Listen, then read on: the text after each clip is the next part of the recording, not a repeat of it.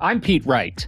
And I'm Andy Nelson. Welcome to the next reel. When the movie ends, our conversation begins. Chameleon Street is over. You pickle your bodies in gallons of tanning lotion. You broil your pale flesh brown in the tanning spas at great expense, and all the while maintaining such a marvelous contempt for black people, you wily Caucasians. That does not get old. You wily Caucasians. Chameleon Street, Andy, you wily Caucasian. We're talking about Chameleon Street. Had you seen it? I had not seen it before. No. Oh my God. Yeah. This movie. I'm just going to say it. I loved this movie. Yeah, I had me too. Such a blast with this movie. It has all of the things that I rightfully should complain about, and I have nothing to complain about. It's a fascinating film.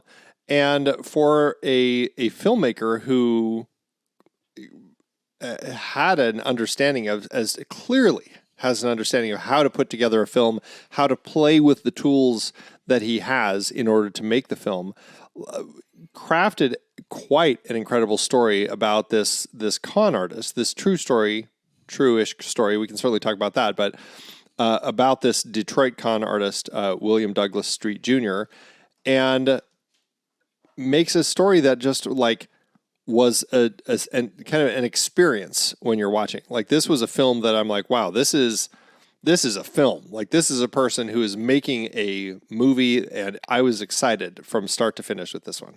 What made you excited about the experience with the movie? Like I was saying, like, Harris Jr. clearly was tapping into a very energetic and in-your-face production style from the voiceover that he has like running throughout of this con artist talking to us in all sorts of ways throughout the course of the story, to the camera work, the camera angles, the intercutting, the editing, the style in some of the production, like, and just in the way that he's crafting the story, like everything about it was interesting and exciting, and it made for a film that I felt energized after watching it. Like, this is how you make a movie. It's a thrill to watch something like this. It is. I think what's interesting about it, because what are the other identity swapping or identity changing con movies? There's Catch Me If You Can. What else? What else is in that category? That's the big one. That's the one. I'm not sure how many others I've seen that follow that same pattern. Well, this one, I think, adds an extra layer, which is the layer of race. The fact that it came out in 1989 and it's a black man doing all of these things. And he has lines like that, the one that I read up front, which is directly targeting other white people. I can't remember. Was it the attorneys or the doctors? He's at a table eating with a group of white people, and he is just openly, subversively insulting them because he's in that club. And I think one of the interesting messages and kind of the enduring sort of legacy of the movie is that from his perspective, this is a natural next step. Like, taking on these roles becomes the masking, like the satirical masking he has to do to get by in the world. And I think that makes the message of this movie just fascinating. The fact that it's also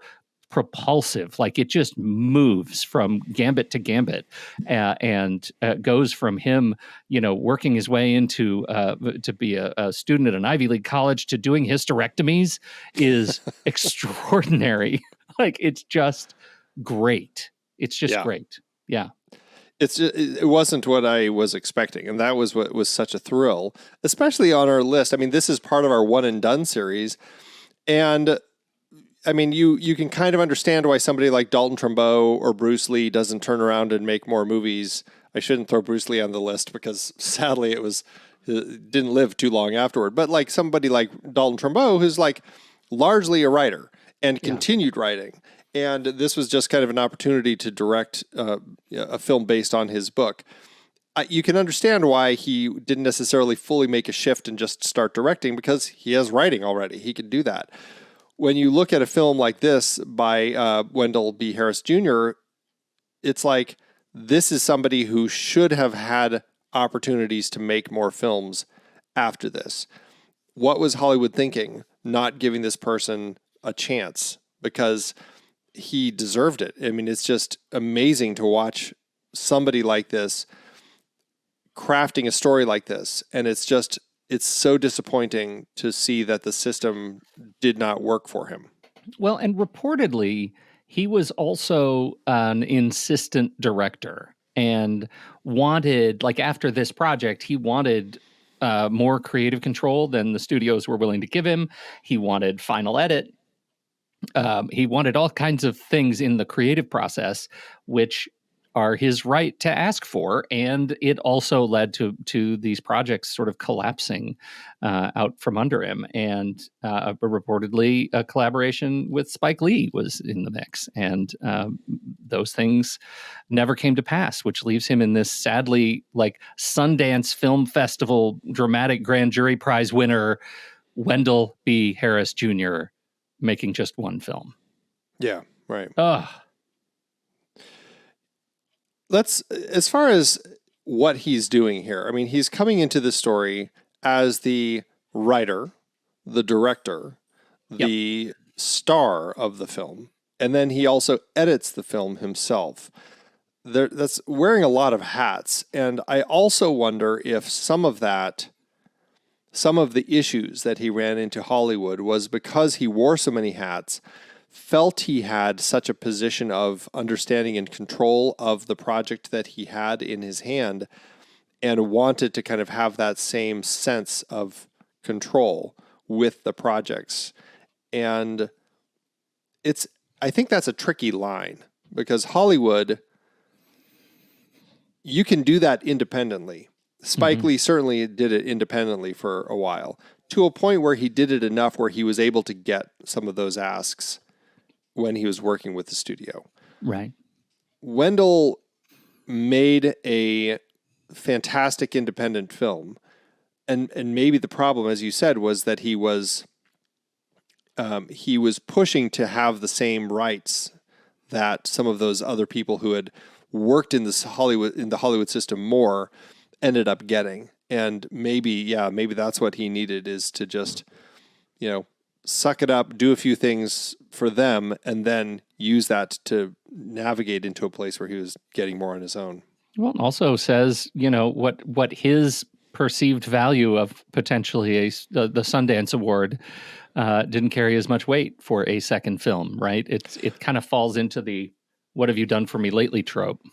Well, and it's not even so much the Sundance win, but it's like the struggle with distribution afterward. Yeah. Like the win, if that had carried into a successful distribution plan that ended up getting it great play across the country, then it would have been fine. But that Sundance Award alone wasn't enough to get it the distribution that it needed. And we'll talk about that a little later as far as like how it ended up getting distributed. But it was pretty weak. Like nobody in Hollywood wanted to distribute the film because they were torn.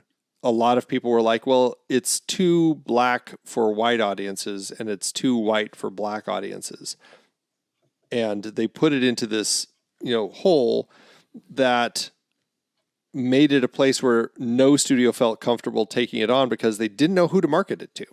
Yeah, right. Well, and we're of course not mentioning the fact that as he says himself, part of it is getting those deals while being black in Hollywood at that time in history is, order of magnitude more complicated. Right. Exactly. Yeah. This is based on this is based on a sort of real story. Yeah, it's funny because I keep confusing them because both of their names are first name W. It's either Wendell or William. Then there's a middle name. Wendell goes just by B. Otherwise, it's Douglas. Harris Jr. or Street Jr. And so, Yeah. for me, I'm just like, wait, which is which? I was about to just totally mess it up just now. I had to stop and just say nothing. Yeah, It's right. William Douglas Street Jr. is the con artist. Correct. Okay. What do we know about his life? And it's how closely knit it is to the movie? Well, it is interesting. I mean, Harris Jr. and Street Jr. are pretty close in age. So I think Harris probably grew up hearing some of the stories about Street and some of the different the things that he had been getting himself into. He had been doing this. The film depicts a lot of it. Like early on, 1971, he first was arrested extorting the wife of Willie Horton for I can't remember how much money it was, but a big chunk of money. And $50,000. Right, exactly. Like and according to the film, had signed it, the letter, and so it was very easy for them to find him, and that kind of got him into this circle of media attention, and that the media attention turned into something that seemed to pique his curiosity, and was able to then leverage that to impersonate. I believe in the film, it's he does not. The film doesn't portray him impersonating a football player, but that is something else that he did. He did. The Houston Oilers player, Jerry LeBase. Right.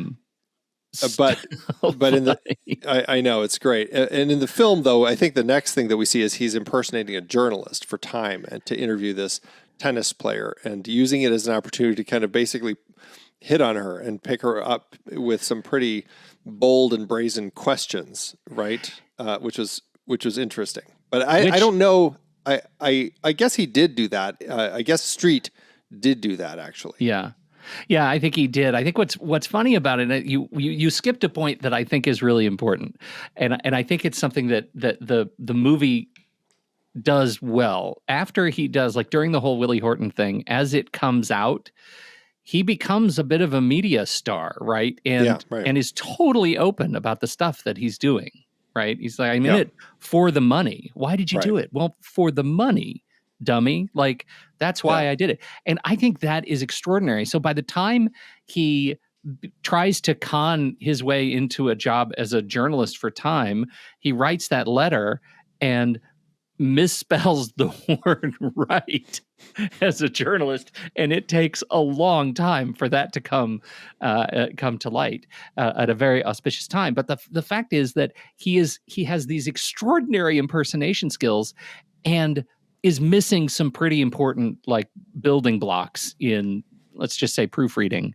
that would help.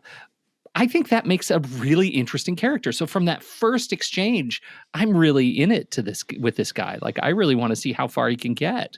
And he goes much further than I would ever have expected.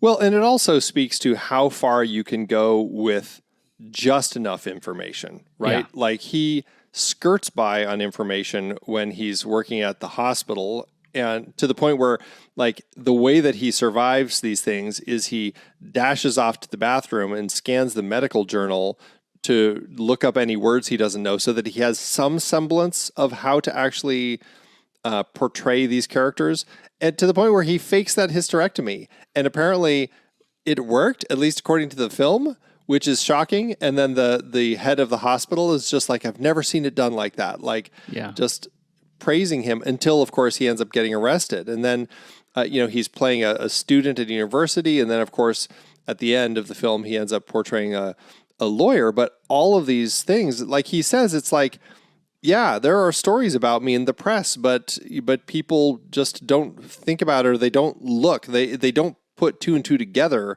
with any of these things, and they just see somebody who looks the part come into their space, who has the resume, who has the right certifications, and it just seems like, oh, okay, great, you're our new intern. Well, we'll put you to work. It's fascinating to watch how he would grift these people into buying whatever it was he was pitching.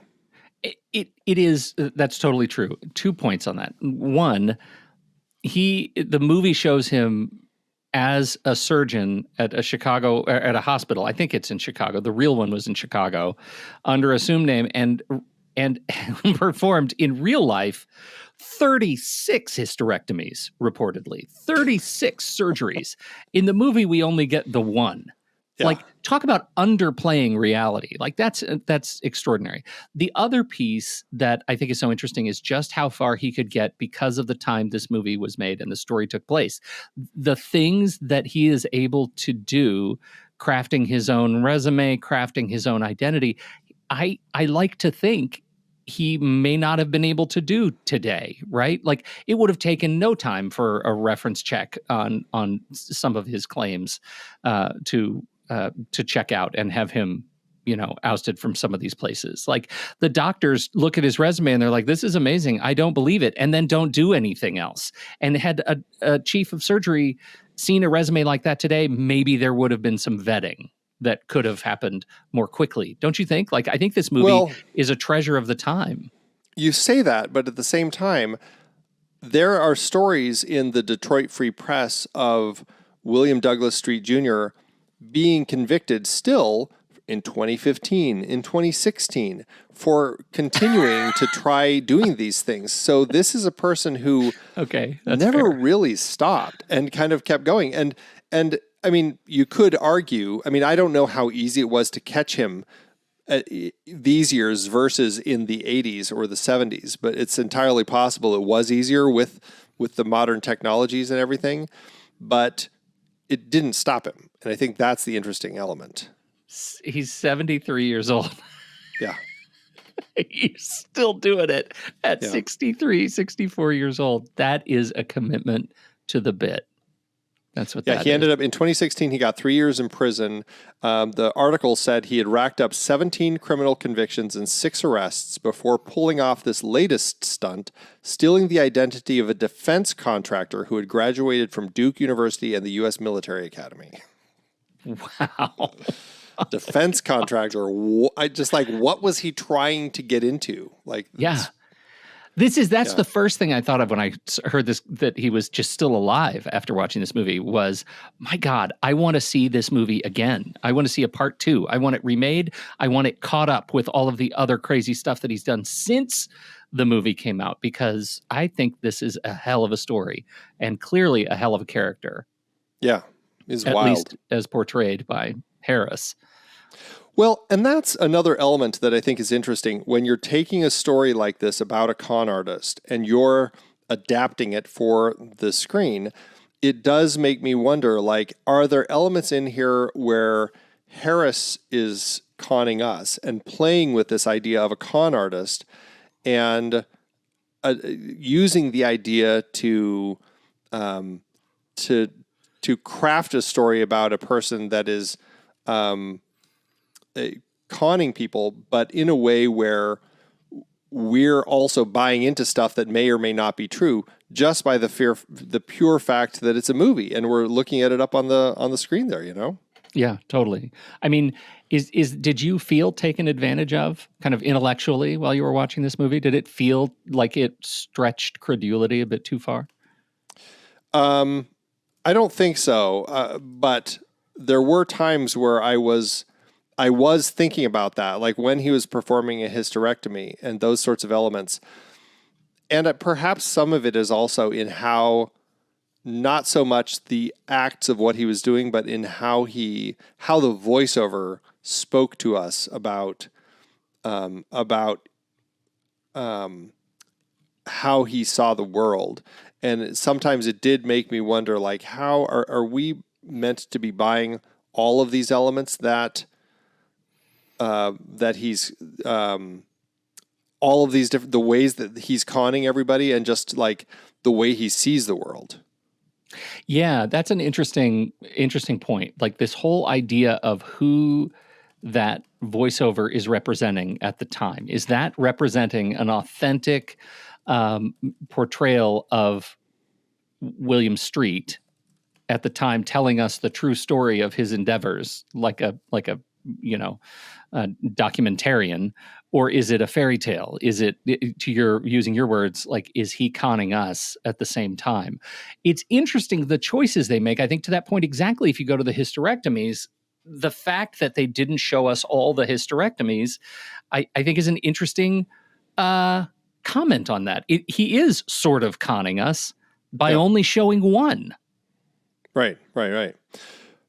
That's a con by only showing one, which is an odd one because you'd think that they would want to shift it the other way and con us and make us realize how grandiose and how far Street Junior had gone. Only insofar as you want to remain believable. I mean, it could represent a lesson learned. Like if he's trying to build this identity around, around himself for a future con, then we can't be met with 36 hysterectomies that would, I have to imagine, be completely unbelievable. If I didn't read it elsewhere, if I had just seen it in the film, I would not have believed it. It would have gone too far. Yeah. But it actually builds a case for this guy's character for me as an audience member that I find a greater affinity for him. And it's one of those movies where I have an affinity for the bad guy. Yeah, right. I mean, he's not a good person at all. Right. It's such an interesting, you often hear about films where you have this idea of the unreliable narrator and can I be trusting the person that is telling this story? And I think that's definitely an element here where we're watching this character over the course of the story, and we're like, what is this element of the commentary, especially because of the voiceover, where it's putting us into his head? How is he shaping my perception by the way that he's talking? He's self-aware. He's critiquing what's going on. Mm-hmm. And am I buying into his reasonings, his logic, for doing all of this sort of stuff? Is he being honest in the voiceover? And am I listening to an honest depiction of this character and gaining insight into who he is? Or is that also part of the con? And perhaps the idea is we're like the Joker in The Dark Knight. We're never meant to fully have a sense of who this person really is because everything he's doing is conning us. And is there some irony perhaps in the way that Wendell is telling the story? Oh yeah. There has to be, right? The fact that he's leaning so heavily into the meta, his own meta narrative.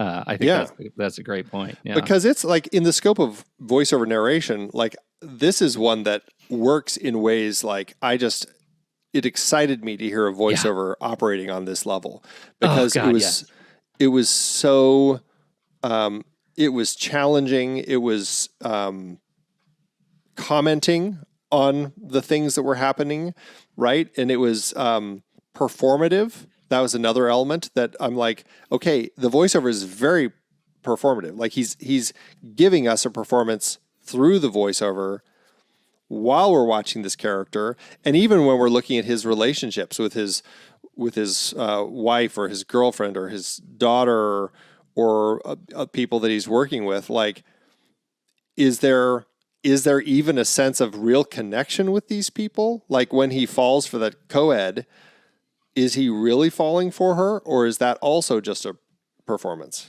Well, yeah. Well, who is falling for her, right? Like that ends up being a big question.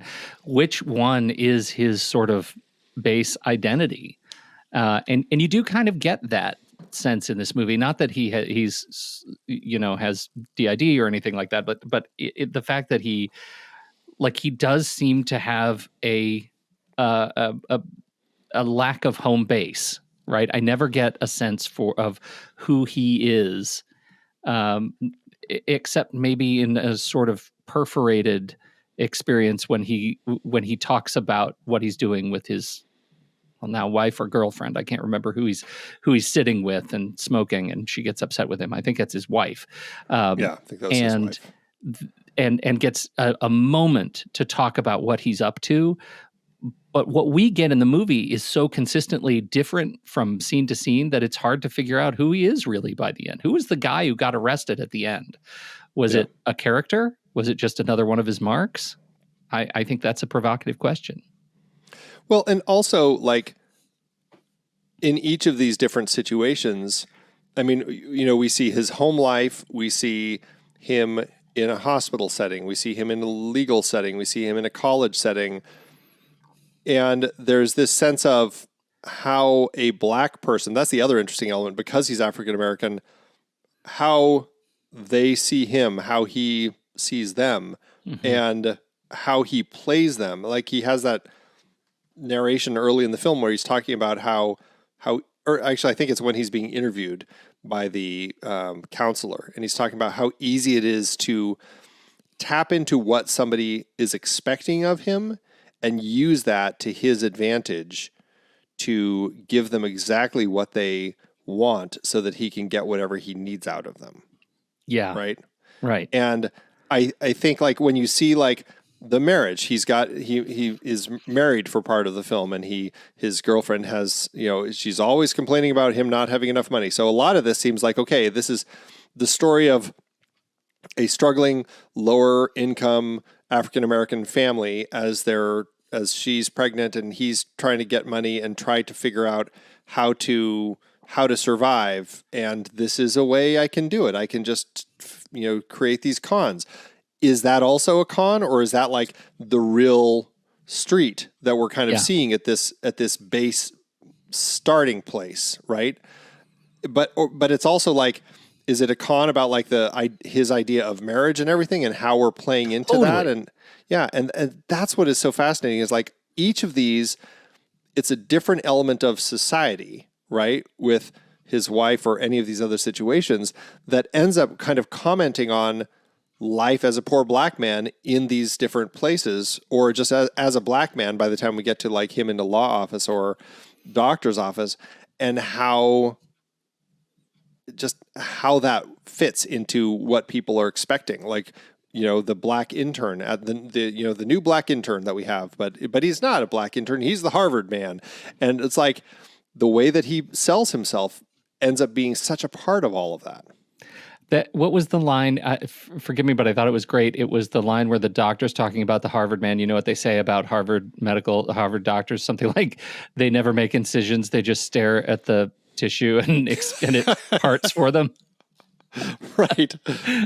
I love that line so much. The interesting thing about that is he starts to, they play a trick. He plays a trick on us in one sequence that I thought was really powerful and illustrative of where he was. That he sits down with a fake knife with his daughter, and while mom is not in the room, he cuts himself twice and it starts bleeding. He cuts his daughter and she says it tickles, it tickles. He cuts her throat and it starts bleeding. And that scene is perilously close to, I'll speak for myself, perilously close to making me think he's coming unhinged, right? The fact that he was cutting his arm with his daughter on his lap. Young and daughter. Right. And we were watching him unraveling in front of us, that it was just too much. The meta narrative was too much. Having all of these characters was just too much. He couldn't do it. And so he dissolves. But the fact that was another joke, that was a bit where he's playing with his daughter, and clearly his daughter was in on it, right, at some level, and also seemed like kind of tired of it. I thought was a really interesting take, that he was constantly in a performative mode, even with his young daughter, who likely just wants her dad and didn't really care about all of these different characters. Well, and two elements of that made it stand out is, you mentioned it's a fake knife. We don't know it's a fake knife. We think it's like real. And that's what was so shocking about that, because I was right there with you. I was totally conned into thinking this guy has broken. He is cracked. The other element is that he has found this weird little mask in their house, and he is taped it onto his face. It is this creepy little mask that's far too small. So it's this little tiny mask right in front of his facial features. And it is incredibly off-putting as he then goes through the process of cutting his arm in front of his daughter and then cutting her throat. And I thought that he had snapped, and that this was a place where he was really really broken, and had lost himself in his own identities and his own game, really. And this was, and then to see that it was just another con, and that his wife comes in and his daughter's upset because all of this stuff is all over her and her clothes, and his wife's mad because now he's always making a mess, and now she's got to do all this extra laundry. It was a surprise to me that was the shift, that this was just something that clearly has happened a number of times in this house. Really fascinating way to play that, where we're not in on it. It was just great. It was a great trick, and he is so good at playing all over the map. And I'm as surprised that he only had one film that he directed as I am that he frankly didn't have more sort of character acting work. Yeah, he's really an impressive performer. I mean, carrying this film off, not just, again, first film that he's also written and directed, but also starring in and carrying the film on his back through his performance. I mean, it is a very impressive feat that he's accomplished here.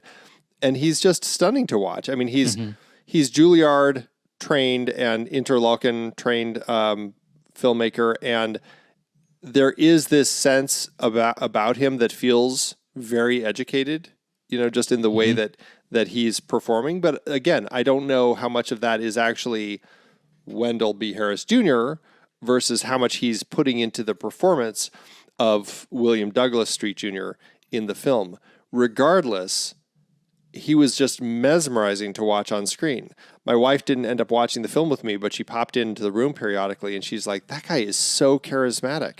And that's exactly it. Like, it was just like, he is a screen presence. And it's just, I would love to. I mean, he's been in a couple other films in bit parts, but I would love to have seen him just brought into something as an actor.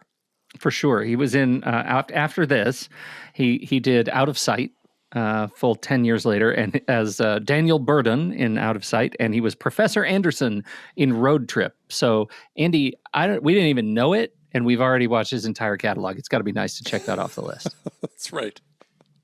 I'll put my letterbox list together. Yep, please do. What else you want to talk about? I think that the production style, I think, again, just is worth note. Dan Noga did the cinematography. It feels low budget 80s. It does have that kind of sense about it that feels a little low budget. Though at the same time, I've got to say, they obviously had some money to put into some things, because there were some shots like that hysterectomy when he's pulling stuff out. I'm like, I don't know what I'm looking at, but this looks like the effects that they're doing here. It's pretty impressive. Yeah. Like, they did some clever, they put the money into the right places for it. But also, I think about the editing, and there were some editing moments when he would just have a bunch of little quick cuts as you'd kind of like jump to something, and as he was thinking, and kind of these trains of thought, and you'd have a shot of just a bunch of things just real quick. Like, I can't even remember what it was, just buildings or something that is you're kind of passing by real quick to kind of move on to something else. And like those sorts of things. And then he would also manipulate the audio, which you rarely hear in a film, but like he would manipulate his own voiceover, where like it gets like he does Barry White for a little bit. And he also just changes a number of other times where it's just, I don't know, creative. And I think that's the thing, is like, it was so creative and it clearly, even if he didn't always have the money to pull things off in Hollywood style, it still ended up playing perfectly because just the way that he crafted it. I love sometimes it goes into this like kaleidoscopic style. Yeah. And I think that is such a dynamic sort of visual approach that makes me feel a little bit like I get the meta comparison to the Chameleon. Like, suddenly I feel like I'm looking at the world through his eyes, and his eyes do not see the world as one piece. And I think that's really interesting to me. The other piece is, particularly when he's on the TV shows near the beginning, reportedly he told his crew, I want a lot of this to look like it's on 60 Minutes. I want to avoid the overblown emotional like visual narrative. I want it to look grounded. I want it to look like it's like you might see it on a TV news show. And I think that works really, really well. The fact that it jumps between tones so effectively is again a sort of parallel visual narrative to this character who's jumping all over the place. And I think that really that works for me. The masquerade scene, you talk about putting money where it's best used. His mask was awesome. It was amazing. Yeah. Yeah, really beautiful recreation of kind of the Beast mask from the French Beauty and the Beast, which was just such a beautiful film. But to see the way that he played that with his beauty and everything was a lot of fun to see. There are a couple of references to Beauty and the Beast, the film, and he talks about it. It's important to him. What's that connection, do you think? His character and his love of the story? I was wondering about that, and I was like, is that Wendell putting that in because he is fascinated with that film? Is there an element? I mean, the story itself, I suppose you can say there is this element of this beast and kind of the external appearance versus what you are on the inside. And I think there's definitely that interplay between this person who has to take on these other external appearances for every place that he's going. And he's always putting on a different costume. And so I suppose there is that element, but because of the specific references, I was just wondering if it happened to be something that Harris Jr. was really tapped into and wanted to include that because of that. But it ended up tying in thematically, I thought, nicely. Yeah, I think so too. I especially the mask in particular, that sequence where he's parading around as something that he's clearly not, is just a flag, or a hat on a hat in the context of his character. We already know that he doesn't need a mask to parade around as something he's not and be believable. And yet this is, he has by far the most extravagant mask in the place. You froze for a minute there. I didn't catch everything you said, but well, it was really good. It recorded. Okay. I just said he had by far, like, he didn't need a mask to parade around in the world pretending as something he's not. The mask just, was a hat on a hat in that regard. And yet it was still the most extravagant thing at the party. Like, at this point, he's just flexing that he can get away with the kind of stuff that he's getting away with. Freezing up. Right back? I'm here. Back. You just got really still, but I don't think you froze.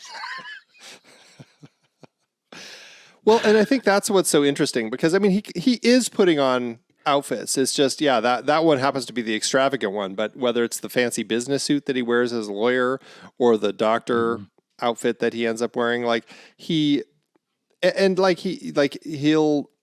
modify himself. Like, we do see him when he's working at the doctor's office, putting on the not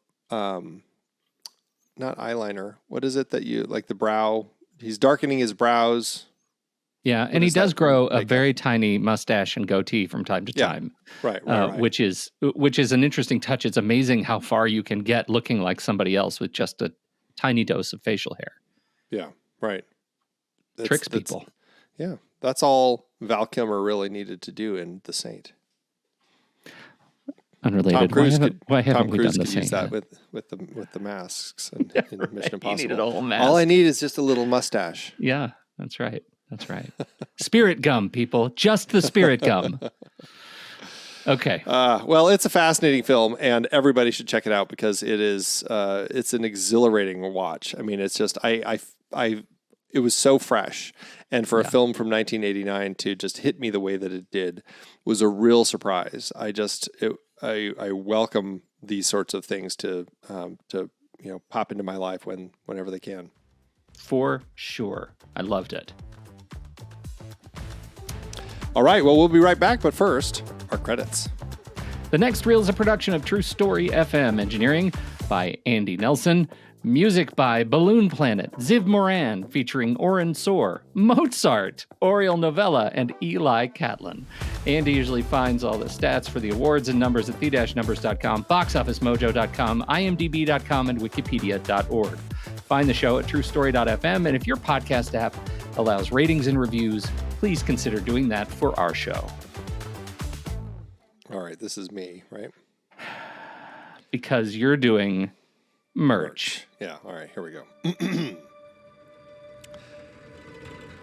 In the ever-changing landscape of the natural world, there is one creature that stands out for its remarkable ability to adapt and blend in with its surroundings, the chameleon. With its unique ability to change the color and pattern of its skin, the chameleon is a true master of disguise, able to match its appearance to the leaves, branches, and even the very air around it. As we delve deeper into the world of this fascinating creature, we can't help but marvel at the intricate mechanisms that allow it to transform its appearance at will, from the microscopic crystals in its skin that reflect and refract light to the complex network of nerves and muscles that control their movement. Every aspect of the chameleon's biology is a testament to the power of adaptation. But the chameleon's abilities go beyond mere survival. In a world where standing out can mean the difference between life and death, the chameleon's mastery of disguise is a true superpower.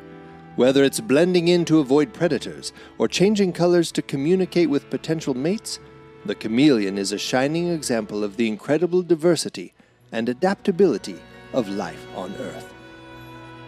And just like the chameleon, we at The Next Reel believe in the power of transformation.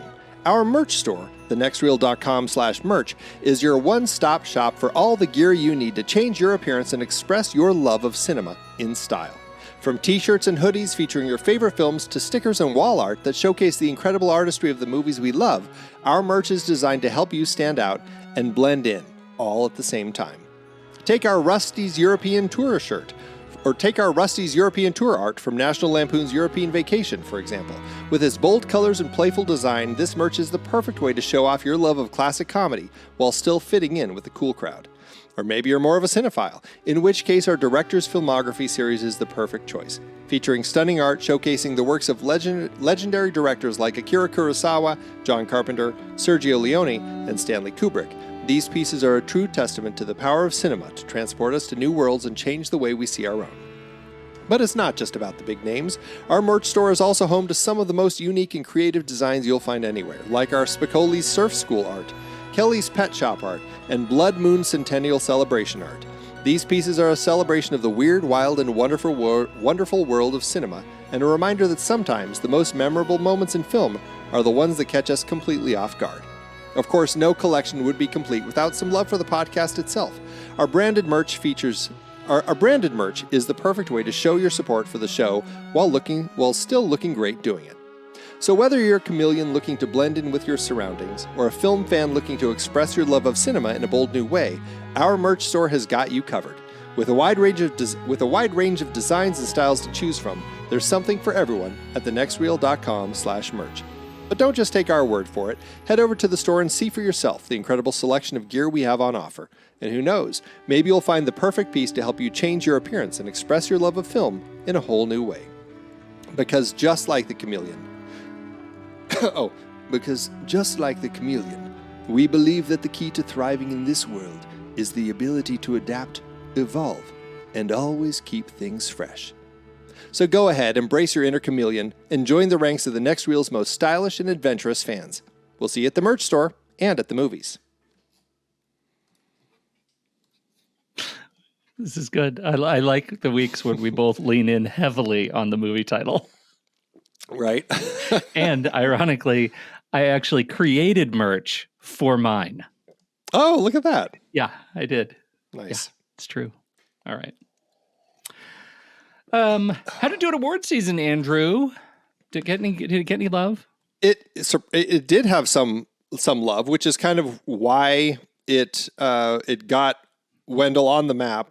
And why people were talking about him. And then, of course, it just never really snowballed into anything. But at the Independent Spirit Awards, the 1992 Independent Spirit Awards, Wendell B. Harris Jr. was nominated for Best First Feature. I'll have to do this live. But he ended up losing to Straight Outta Brooklyn, Matty Rich's film for that one. And, of course, the big one, of course, is Sundance, where he did win the dramatic competition, the Grand Jury Prize at the 1990 Sundance. So, all right. Well, short. It is short, but yeah, exactly.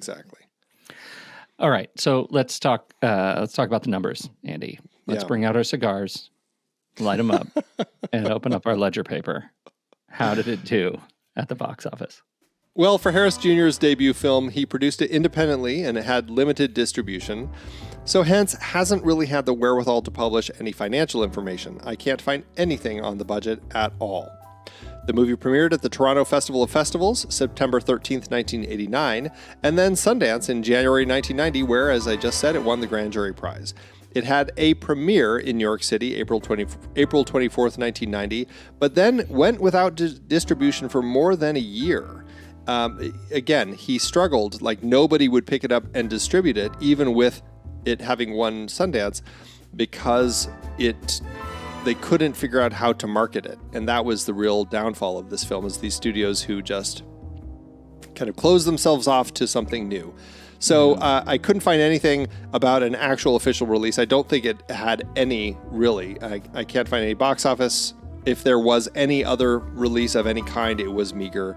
Unfortunately, that is everything I have for this film. What are you going to do? Sad. It is very sad. It's a shame that a film this creative wouldn't have found a market in some capacity. Even in the art house theaters, you would think that in 1989, 1990, they still would have found a way to find some audience for it. Yeah, right. Interesting. Okay. Well, it's a great film. I'm so glad we have it on our list, and it was just a real joy to be introduced to it this week. Yeah, it's one that I hadn't heard of, and that's the other thing. Is like, I think other than eventually kind of premiering on Criterion Channel, stuff like that, it started building an audience. And actually, I can't remember. I think he ended up releasing, doing a 4K upgrade with the film, and it's looking great right now. And I think that's it's been in a place right now where it's been finding audiences, and likely it's getting screenings now, and hopefully some money and everything. Just I'd like to think that it's going to be a film that will continue to succeed and find audiences, because it's fantastic. It's just a great film. And I mean, Harris Jr. is 70 now. I don't know if he's still pushing to do any more films these days. I think that he's now, I was reading about him. He's currently in post-production for a documentary, Arbiter Roswell, a 14-year project chronicling the relationship between public opinion, the media, and the military-industrial complex. So still working, still doing things that... Yeah, but in post. So, hey, he may not fit into, well, it's a documentary. So still, I think he'll still fit into our one and done narrative films series. Yep, I think so too. Still awesome. Great film. Awesome. Good job. Glad we had a chance to talk about it. Well, good job.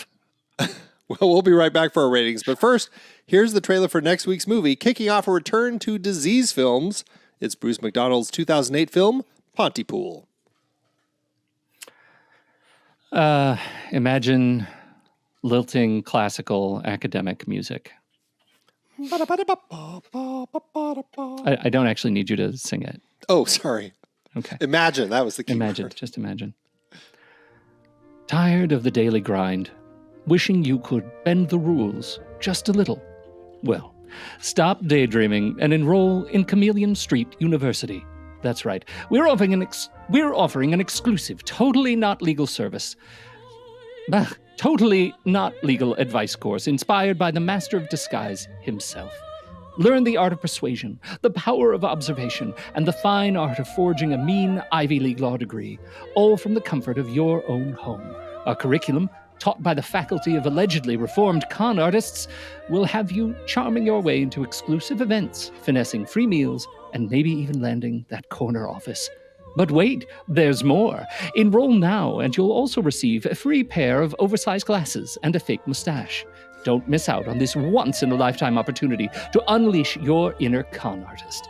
We're not responsible for any legal trouble you may encounter. Chameleon Street University, where the only thing real is your potential. Wait a second. This isn't your story.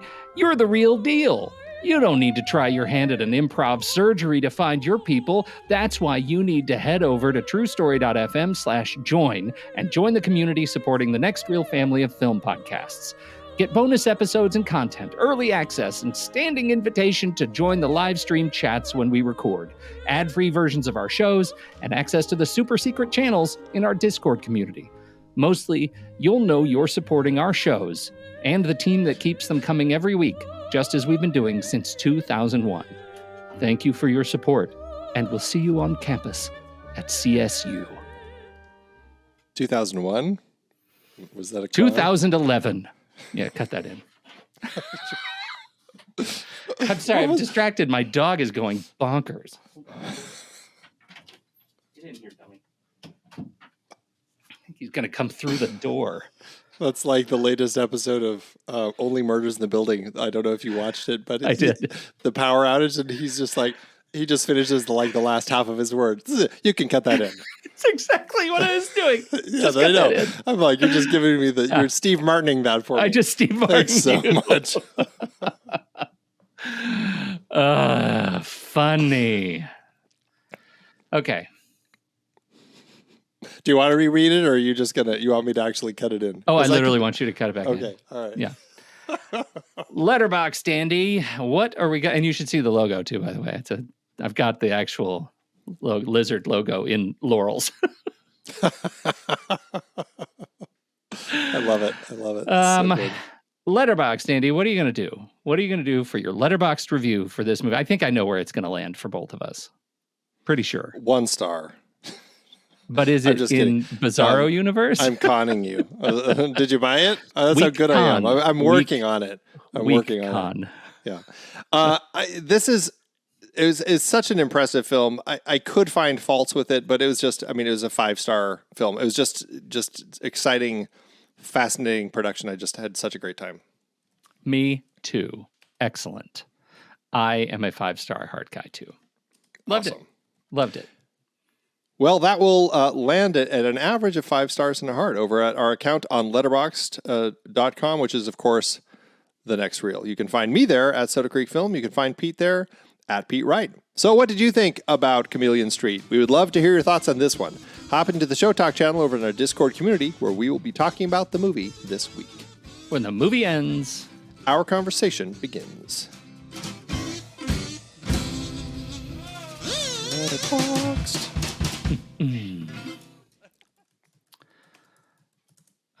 Fans, not enough fans for sure. Okay. Wow, you got a good one. The good one is Brian's. Oh. Nice. Oh, God. I haven't seen it. I'm gonna read Brian's because it's so good. Okay. It has profanity in it, Andy. I'll need you to take care of that. You're so thoughtful. Yeah, just so you know. God, dying.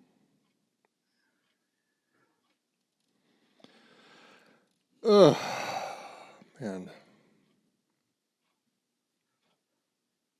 Oh, I'm going to do this one just because it's something else I want to talk about. All right. Letterboxd giveth, Andrew. As Letterboxd always doeth. What, pray tell, does Letterboxd giveth for you this week? I went with a 5-star by Glenn, who said, "Little did the frog know the scorpion actually was a Harvard grad," which is funny in and of itself. But I picked it because I wanted to just bring up the whole other thing that I loved about it, that whole ending of the film during the credits of having like the cast reading little bits of the story of the Scorpion and the Frog. And the way that that whole thing played out and tied into the story, and they changed things in the story to kind of fit into this. Like it was again, just another piece of perfection for me. I loved that whole ending. I totally agree. Totally agree. That's the challenge with this movie. Like, it's full of so many gems of fantastic sequences. It's hard to keep them all straight. But yeah, I absolutely agree. That was wonderful. Yeah. I'm going to go with I'm going to say, given how I feel about the movie, I think it's exactly 1 star short of the full deck. It's a 4 star and a heart from our own Brian, who says, "Gonna tell my kids this is Deadpool. Fuck you, Deadpool. I'll take this topical performative speed skating and passing horn dog prankster any day. You wily Caucasians."